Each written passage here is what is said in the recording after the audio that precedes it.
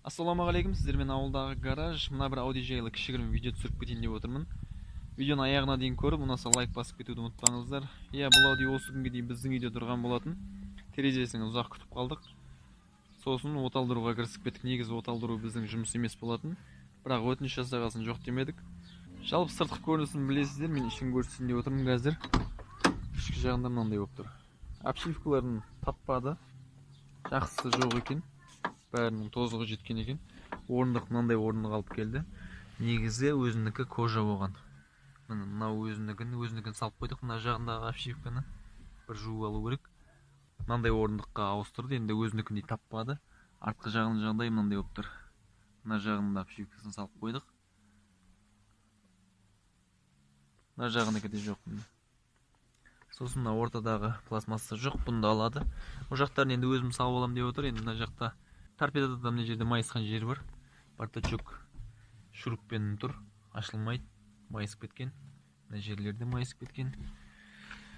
Жалпы оны кейін бір көреді.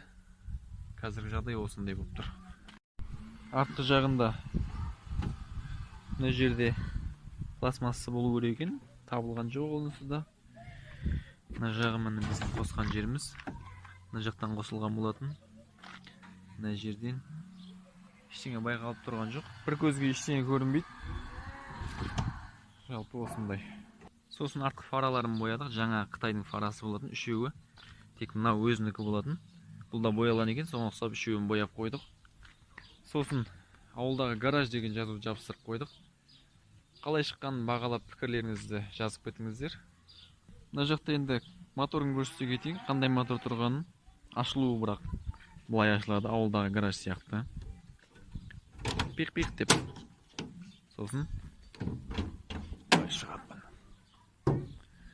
Мынандай мотор тұр. Жалпы оталды. Қазір оталған дауысын естіртемін. Бұның кілті мынау. Бұл кілтсіз оталмайды. Былай оталады.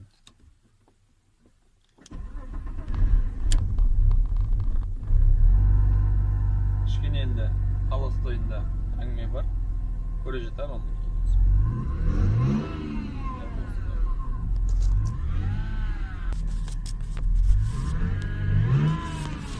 Әлде бұл көліктің жасайтын жерлері бар, бірақ біздің жұмысымыз осымен аяқталды. Жалпы біреудің жасаған жұмысын жасау бізге оңайға түскен жоқ. Бізге ғана емес, бұл көлікті жасатып жатқан жігітке де оңай болған жоқ. Өйткені қанша нерв, қаншама уақыт кетті, қанша қаражаты кетті. Енді соған жараса, бұл көлікті игілігіне пайдалансын деп айтамыз. Жалпы осымен Audидің тақырыбын жабамыз. Видео ұнаса лайк басыңыздар, достарыңызбен бөлісіп кетуді ұмытпаңыздар. Келесі кездескенше сау болыңыздар.